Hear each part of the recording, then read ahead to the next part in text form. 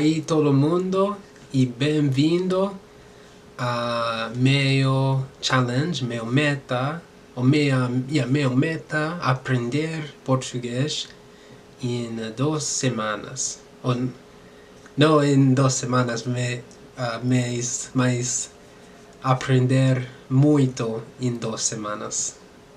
Então,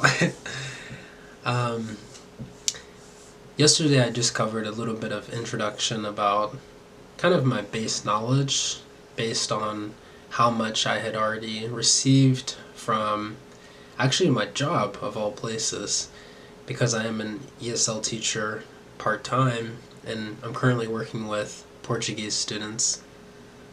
Brazilian students who speak Portuguese, of course.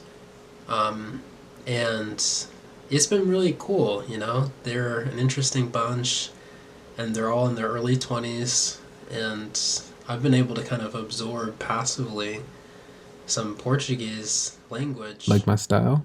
And you know, I Hit the decided I subscribe might as button well so put you some don't effort miss any in and future see where I can videos. take it.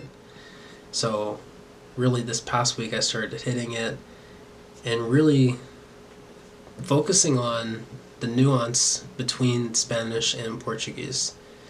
So what I'm doing, and this is not my formal method because I have actually kind of a structure that I utilize when I do want to learn a language, but what I did was kind of do something that I actually teach, which is to focus on the cognate kind of discrepancy, cognate nuance, you could say, which is how do words that are similar, you know, sound across the languages, and when do those cognates, you know, not actually hold up, you know? There's many examples of this from English to Spanish, for example, and Spanish to French, and obviously within Romance languages you're going to get a lot of overlap. Really big one is adverbs. It's so common. So mente in Spanish becomes mont in French. Mont in French becomes mente in Portuguese. And so this is an ending, an adverb ending, that translates very well because the spelling doesn't change in most cases. It's just the sound that develops. So you have to be careful about that. But you take a word like practicamente, Spanish practicamente, and then in French becomes pratiquement, and then Portuguese praticamente. So these 3 iterations of the word practically in English, it's kind of a good way of, you know, playing words. It's a good way of practically absorbing, you know, language, because you can start with what you already know, and that's what I recommend students is take what you already know and try to build off of that. That's not the formal place to start, but that should be a good strategy to use to kind of rapidize, to quicken your learning, you know? There's many more examples of that, but that's kind of it's kind of one case of something that I'm doing, you know, in my free time.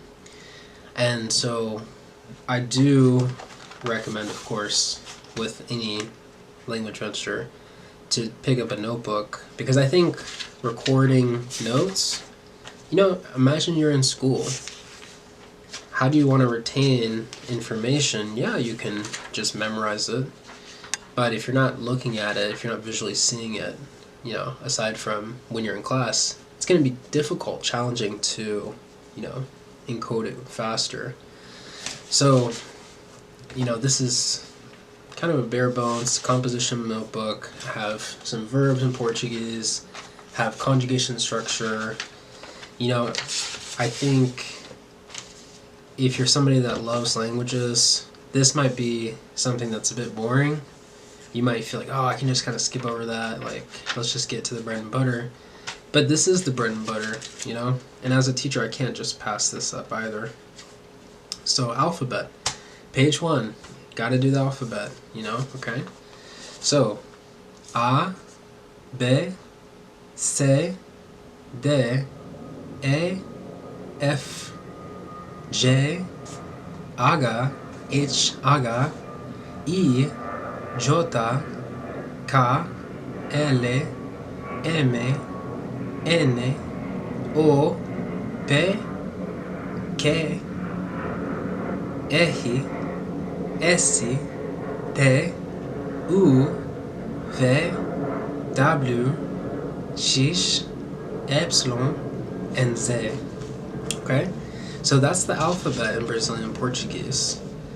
And, you know, I think we have a little bit of time too, so I'm going to try to just spit off some of pronouns and maybe some basic conjugation structure that I already know. So I know there's 3 basic forms of verbs, just like in Spanish. You have your irregular verbs, of course, and that makes it super easy because I'm already comfortable with that. In terms of the conjugation structure, we see pronouns eu, I, você, you, ele, he, ela, her, nós, for we, vocês, for you all, eles and elas, for they, female and male. And for conjugation, for AR verbs, you can group the AR together and ER together in the case of all forms except for nós form, we. And to my knowledge, Portuguese doesn't have a vosotros form, or kind of a you all informal form. And even in Spanish, it's not quite used outside of, I think, certain countries like Spain, for example. Anyway, so it's a rather rare form. But, so we have a verb like falar, which is to speak or to talk. And you can say, eu falo, você fala, ele, ela fala, nós falamos, and você, eles, elas falam, am. In Spanish, am, Portuguese, am. For ER, it's the same as I mentioned, except the third person singular is E, third person plural is EM, and nos in both cases, ER, changes respectively to emos and emos. Okay, so that's kind of my base. I do have a few verbs that I'm trying to memorize as quickly as possible. A lot of them are cognates, which is very nice. For example, fazer, very similar to hacer or faire en français. So it's like the combination of those almost creates fazer, which is very nice. And you have estar, ser, dar, ver, aprender, correr, comer, beber. All these verbs I know, so it's quite nice to have that kind of base, that foundation already to spring off of, and really just to adapt the pronunciation. And so yeah, that's all I got for today. Obrigado para ver meus vídeos e eu espero que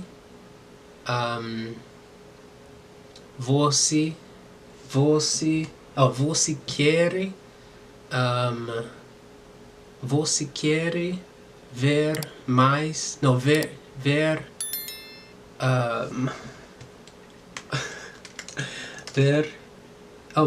mais vídeo pronto, ok? So, a próxima vez,